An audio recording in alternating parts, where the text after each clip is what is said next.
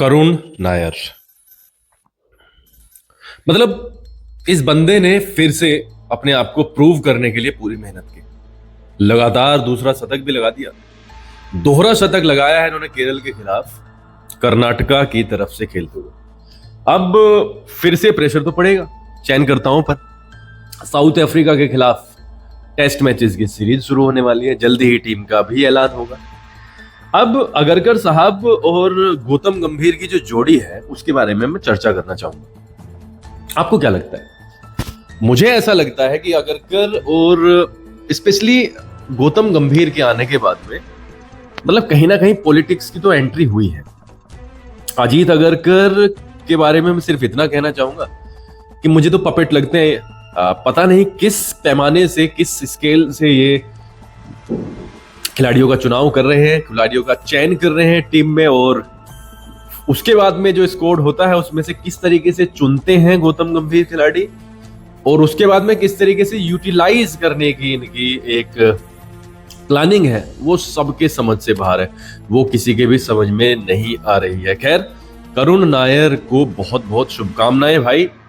तुम में टैलेंट है, ये तो दिखता ही है। बैटिंग करते हुए आप लगते हो कि हाँ बैट्समैन तो हो, अच्छा लगता है, मन लगता है। आपने 9000 रन फर्स्ट क्लास क्रिकेट में भी बना दिए हैं, आपको बधाई हो। 26वां शतक भी आपने लगा दिया। आप दरवाजे पर लगातार मतलब एक तरीके से किक कर रहे हो कि भाई मुझे दोबारा से लो। हालांकि आपका जो दौरा था इंग्लैंड वाला वो उतना खास नहीं गया। हाईएस्ट स्कोर आपका 57 रन था और एवरेज ज्यादा निकाल नहीं पाए और इसके कारण आपको ड्रॉप भी कर दिया गया था। बट आपका ये जो घरेलू मैदानों पर और घरेलू श्रृंखलाओं में खेलना है, ये वास्तव में लाजवाब है। आप मजबूर कर रहे हो इन दोनों को कि भाई विचार किया जाए। देखो, करुण नायर ने सिर्फ 10 टेस्ट मैचेस खेले। इसके आधार पे उनको आंकना मेरे विचार से गलत होगा, क्योंकि आप तो बैक क्यों नहीं करते हो? एक तरफ देखो, आपका ना डबल स्टैंडर्ड है। एक तरफ आप एक बच्चे को 23 साल के उसको आप बैकअप पे बैकअप दिए जा रहे हो, कोई गलत बात नहीं है, बैकअप मिलना चाहिए। तो करुण नायर को क्यों नहीं मिला? करुण नायर सिर्फ 10 टेस्ट मैच खेले हैं और उन्होंने अच्छे खासे रन बनाए हैं। हालांकि उन्होंने 300 रन एक मैच में कर दिए, तो कोई उनकी गलती नहीं थी। अब बात करता हूं थोड़ा सा गौतम गंभीर के बारे में। गौतम गंभीर के 58 टेस्ट मैचेस के 104 पारियों में 4100 रन, 9 शतक लगाए हैं, 22 अर्धशतक लगाए हैं। 9 शतकों का मतलब 900 रन हो गए, 22 अर्धशतकों का मतलब 1100 रन हो गए, और टोटल मिला के 2300, 2400, 2500 रन इन्होंने शतक और अर्धशतक की मदद से बनाए। 4100 टोटल है, 104 पारियां हैं, आप ध्यान देना।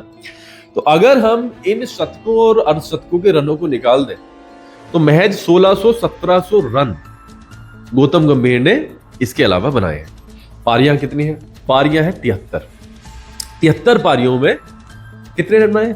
1600, 1700 रन बनाए। तो आपको भी तो भैया बैकअप मिला है ना, आपको भी तो सपोर्ट किया गया है ना, तभी तो आप 58 मैच खेल पाए।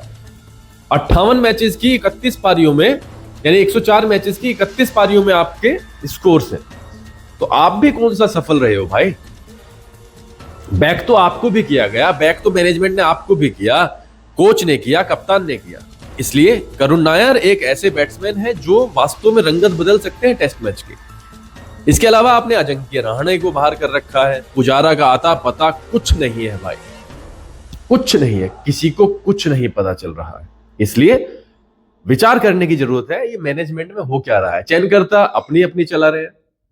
इसके अलावा गौतम गंभीर साहब का तो खैर दिमाग का कोई भी भरोसा नहीं है, वो क्या कर दें नोबडी नोज। यहां तक कि कप्तान को अपने पोजीशंस के नहीं पता है कि वो किस पोजीशन पे जाएंगे। Nobody knows. क्रिकेट में अब भारतीय टीम में हो क्या रहा है कुछ नहीं पता। पोल पट्टी खुल रही है ऑस्ट्रेलिया के दौरे पे। 6 तारीख को T20 है, 4th, और उसमें तो और भी ज्यादा सामने आएंगी चीजें।